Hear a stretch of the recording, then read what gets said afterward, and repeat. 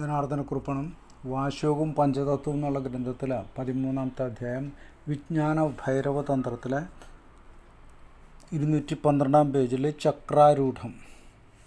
മഹത്തായ കുണ്ടലിനി ശക്തിയുടെ ചക്രങ്ങളിൽ കൂടിയുള്ള ഉദ്ധാരണത്തെയാണ് ചക്രാരൂഢം കൊണ്ട് ഉദ്ദേശിക്കുന്നത്. മൂലാധാരത്തിൽ നിന്നും അത് സഹസ്രാരത്തിലേക്ക് പോകുന്നു. ചക്രാരൂഢം കൊണ്ട് കുണ്ടലിനിയാണോ ഇത് ഇന്ദ്രിയാതീതാനുഭവങ്ങൾക്ക് കാരണമാകുന്നതെന്ന് ദേവി ചോദിക്കുന്നു. അനച്കം. ഹൃദയസ്ഥാനത്തുള്ള അനാഹത ചക്രത്തിൻ്റെ അനാഹതനാദത്തിൽ നിന്നാണ് എല്ലാ അക്ഷരങ്ങളും ഉണ്ടായത്. വ്യത്യസ്ത സ്പന്ദനങ്ങൾ വ്യത്യസ്ത അക്ഷരങ്ങളെ ദ്യോതിപ്പിക്കുന്നു. അത് തടസ്സമില്ലാതെ ഒഴുകുന്നതാണ്. അതാണ് അനാഹതനാദമാകുന്നത്. വർണ്ണമല്ലാത്ത ഹ എന്ന സ്പന്ദന രൂപത്തിൽ പ്രാണശക്തി സുഷുമ്നയിൽ കൂടി പെട്ടെന്ന് പാഞ്ഞു പോകുന്നു. ഈ ഹായെ പ്രാണശക്തിയുടെ അനച്ക കല എന്ന് പറയുന്നു. ഇത് അനാഹതനാദമാകുന്നു. ഈ അനാഹതനാദം എന്തെങ്കിലും കൊണ്ടുണ്ടാവുന്നതല്ല. ഈ നാദത്തിന് കാരണമായ സ്പന്ദനവും ആരും ഉണ്ടാക്കുന്നില്ല. അതിനാൽ അതിനെ തടയാൻ ആർക്കും കഴിയില്ല. ഈ സ്പന്ദനത്തെ ഹംസമെന്ന് പറയുന്നു. ഇത് പ്രാണകുണ്ടലിനിയാവുന്നു. ശക്തി സ്വരൂപകം. ശക്തിയുടെ ഏതെങ്കിലും സ്വരൂപം ശക്തി മറ്റേതെങ്കിലും സ്വരൂപമാണോ പരമാത്മാവസ്ഥയ്ക്ക് കാരണമെന്ന് ദേവി ചോദിക്കുന്നു.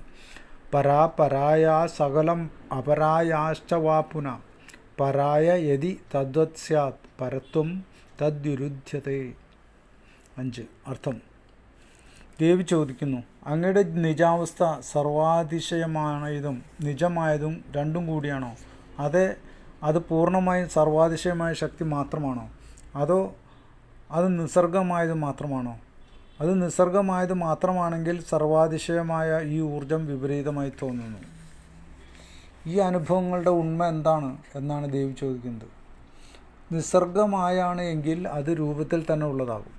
എന്നാൽ പഞ്ചേന്ദ്രിയങ്ങൾക്ക് അതീതമായ അനുഭവമാകുമ്പോൾ അത് ശരീരത്തിനും അതീതമായിരിക്കണം. അനേക കാലങ്ങളായി ഉള്ള ചോദ്യമാണിത്.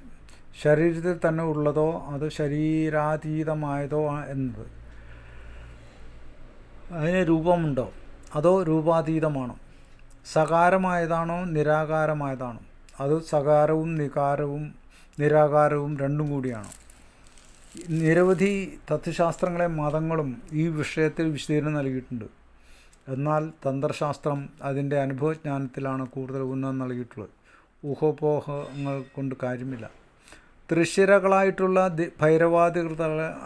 ഭൈരവാകൃതിയായ പരാപര അപര എന്ന ശക്തികൾ സർവാതിശയമായതും സർവേന്ദ്രിയങ്ങൾക്ക് അതീതവുമായ ശക്തിയാണ് പര എന്നത്. അതാണ് പരമശിവൻ്റെ ഏറ്റവും പരമമായ ശക്തി, സ്വാതന്ത്ര്യശക്തി. എല്ലാം ഈ അവസ്ഥയിൽ ബോധം മാത്രമായി തീരുന്നു. അഭേദാവസ്ഥയാണത്, രണ്ടല്ലെന്ന അവസ്ഥ. അതാണ് പരമശിവൻ്റെ പരാശക്തി. രൂപം കൊണ്ടും സ്വഭാവം കൊണ്ടും എല്ലാം താതാത്മ്യം അല്ലെങ്കിൽ അഭേദമുണ്ടാവുകയും എന്നാൽ അവ തമ്മിൽ വ്യത്യാസമുണ്ടാവുകയും ചെയ്യുന്നതാണ് പരാപര ഭേദ. ഒരു കണ്ണാടിയിൽ ആനയെ കാണുന്നുവെന്ന് വിചാരിക്കുക. യഥാർത്ഥ ആനയെപ്പോലെ തന്നെയാണ് കണ്ണാടിയിലെ ആനയും. എന്നാൽ അവ തമ്മിൽ വ്യത്യാസമുണ്ട്. ഈ അവസ്ഥയാണ് പരാപരശക്തി. എല്ലാം പരസ്പരം വ്യത്യാസമായി കാണുന്നതാണ് അപരാശക്തി. ഭൈരവശക്തി നിസർഗമായതാണോ നിജമാണോ അത് സർവാതിശയമായി ഉണ്ടാക്കപ്പെടുന്നതാണോ? പരമമായ ബോധാവസ്ഥയാണ് യഥാർത്ഥമായത്, ജ്ഞാനമായത്. എല്ലാറ്റിനെയും വിട്ടുപോകുന്ന അവസ്ഥയാണത്. പേര്, രൂപം, ആശയം തുടങ്ങിയവയെല്ലാം ചിന്തയിൽ നിന്ന് വിട്ടുപോകുന്നു. പഞ്ചേന്ദ്രിയ കർമ്മങ്ങളായ കാഴ്ച, കേൾവി, മണം, രുചി, സ്പർശനം എന്നീ പ്രപഞ്ചബന്ധമുള്ള എല്ലാറ്റിൽ നിന്നുമുള്ള വിട്ടുപോകൽ, അത് ഇക്കാണുന്നതും അനുഭവിക്കുന്നതുമാണോ യഥാർത്ഥമായ ജ്ഞാനം?